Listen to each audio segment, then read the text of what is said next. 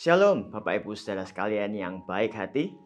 Senang sekali saya dapat kembali menjumpai Anda di dalam renungan hari ini, hari Jumat 23 September 2022.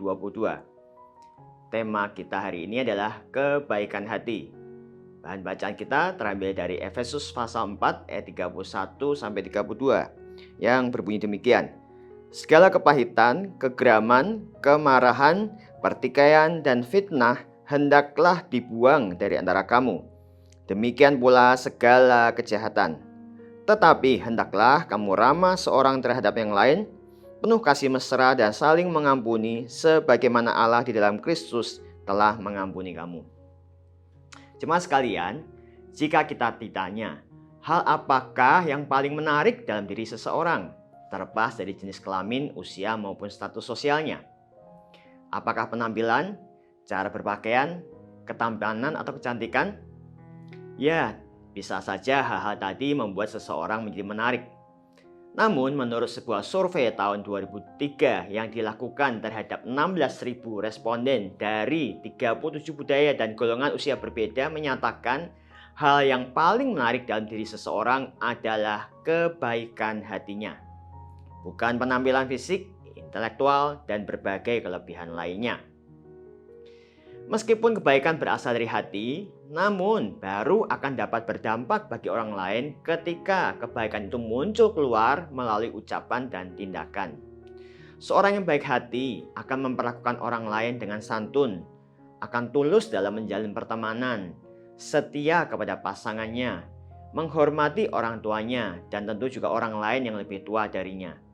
Bukan atas dasar mencari pujian atau penghargaan, melainkan karena hatinya yang baik. Tentu kita semua ingin memiliki teman seperti itu, bukan? Kepada orang percaya di Efesus, Paulus sebagai bapak rohani memerintahkan kepada anak-anak rohaninya untuk membuang segala kepahitan, kegeraman, kemarahan, pertikaian, dan fitnah yang terjadi di antara mereka. Hal ini ia ungkapkan justru ketika dirinya di dalam kondisi terpenjara di Roma. Bukankah seharusnya Rasul Paulus lebih punya alasan untuk bersikap negatif seperti itu dengan semua perlakuan jahat dan tidak adil yang sudah ia terima di penjara Roma? Namun di dalam penjara yang dingin dan pengap itulah Paulus justru memberi nasihat. Tetapi hendaklah kamu ramah seorang terhadap yang lain, penuh kasih mesra dan saling mengampuni, sebagaimana Allah di dalam Kristus telah mengampuni kamu. Sebagai pribadi yang ada di dalam Kristus dan menjadi ciptaan yang baru, kita tidak seharusnya hidup dalam dua dunia yang saling bertentangan tersebut. Kita bisa ramah terhadap si A, namun kita bertikai dengan si B. Kita harus menetapkan diri untuk tetap teguh hidup di dalam kebenaran. Kita juga harus berhenti menyalahkan kondisi di sekitar kita sebagai penyebab kegagalan untuk taat kepada Tuhan. Contohnya adalah karyawan bisa saja menyalahkan kemacetan di jalan sehingga terlambat ngantor. Pak Sutri menyalahkan pasangannya sebagai penyebab kejengkelannya. Murid bisa saja menyalahkan guru yang dianggap tidak bisa mengajar dengan baik sehingga ia gagal dalam ujian. Demikian pula anak-anak muda menyalahkan kuota internet yang menyebabkannya terikat dalam pornografi. Yesus Kristus sudah menjadi teladan kebaikan hati, ketaatan total kepada Bapa di dalam seluruh aspek kehidupannya.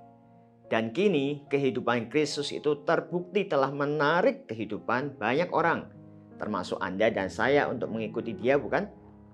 Makanya mari kita belajar untuk tidak menyimpan lagi segala bentuk dosa dalam hidup kita. Sebagai gantinya ialah hidup dalam kasih terhadap sesama dan terhadap Tuhan. Amin.